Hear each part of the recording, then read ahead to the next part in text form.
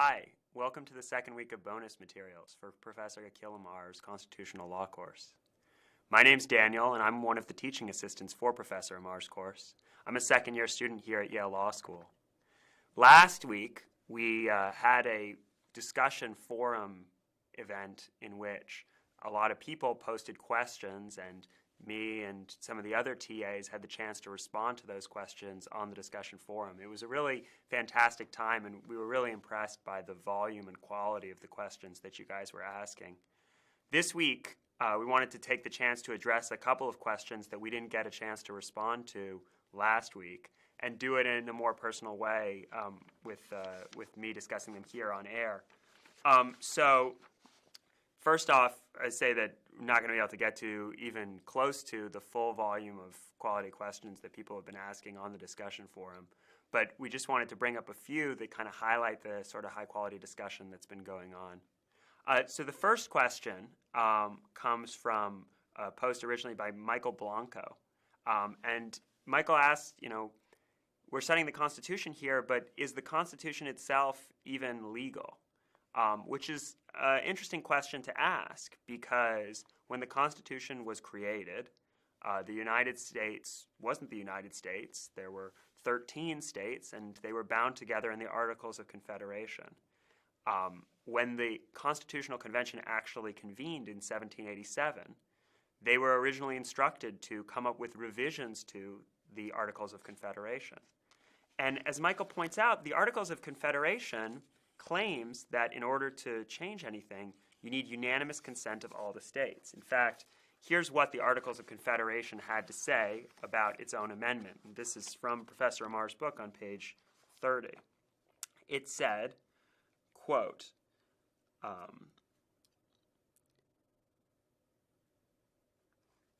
"The Articles of Confederation shall be inviolably observed by every state, and the Union shall be perpetual. Nor shall any alteration at any time hereafter be made in any of them, unless such alteration be agreed to in a Congress of the United States, and be afterwards confirmed by the legislatures of every state." So that seems pretty unambiguous. It seems that the Articles of Confederation said, if you want to change anything, you need the consent of every state.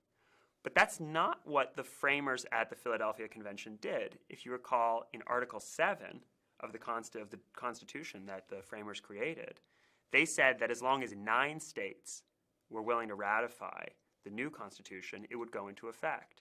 So how was it legal for the framers to produce a Constitution like that only required 9 of 13 states to consent to it, when the Articles of Confederation, which was a binding legal document itself, said you need every state's consent?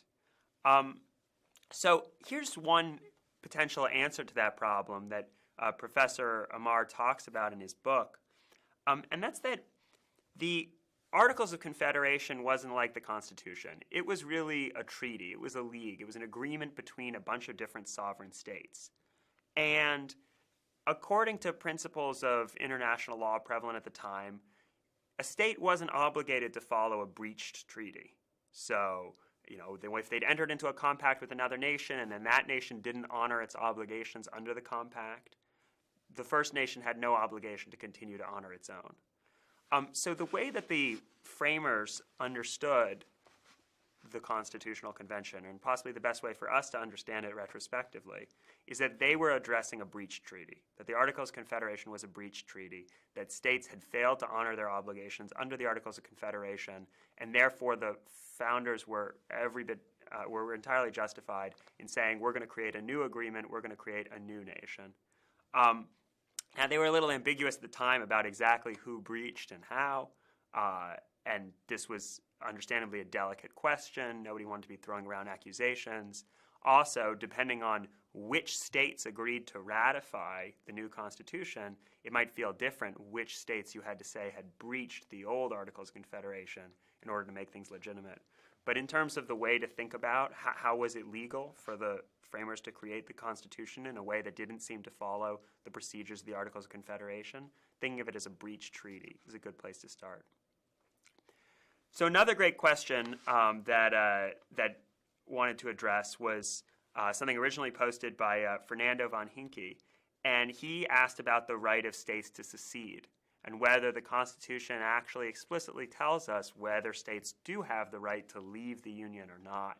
And this sparked a really fascinating and extensive discussion with, I think, maybe even hundreds of posts. And it's an important question, and one that we're going to come back to a little later in the course when we talk about some of the constitutional upheavals around the Civil War. But it's important to think a little about it now. And here's an answer that Professor Amar highlights. And that's that unlike the Articles of Confederation, which we were just talking about, the Constitution really wasn't an agreement between sovereign states. And there's several features of the Constitution that point us toward that conclusion. So one is the preamble itself.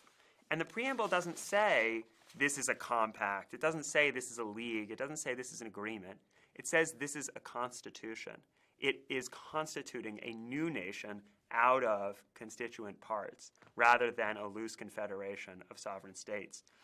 Another piece of evidence is Article 6, the Supremacy Clause, which says that the Constitution is the supreme law of the land, and nothing that any state can do will supersede the Constitution, which seems to imply that the states really aren't sovereign anymore. If North Carolina decides it doesn't like part of the Constitution, it wants to do something different, it doesn't matter. It can't repudiate the Constitution.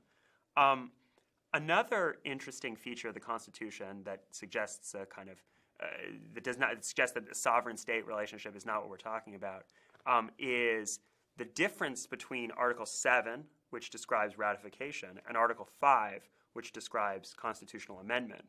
So the Articles of Confederation, as we discussed earlier, requires unanimity to change the agreement, right? And that suggests that every state who's a party to the Articles of Confederation is retaining its sovereignty. It's not going to be forced to do anything new under the Articles of Confederation unless it agrees. But that's not how the Constitution works. The Constitution says, once you've signed up, once you're part of this new nation, we have an amendment process laid out in Article 5. It doesn't require unanimity. If 3/4 of the other states, and then 2/3 of both houses of Congress, agree to a change, you are going to be bound by that change. And what that implies is that the individual states are not sovereign anymore. They're part of a group, and they have to follow the dictates of that group, even if they don't like it.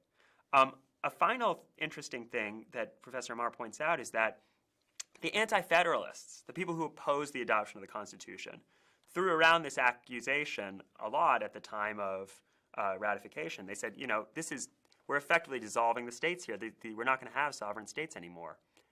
But the Federalists, people who were promoting the Constitution, they didn't try to deny that charge. They didn't claim, no, you guys have got it wrong. They said, yeah, that's right, and that's what we should be doing.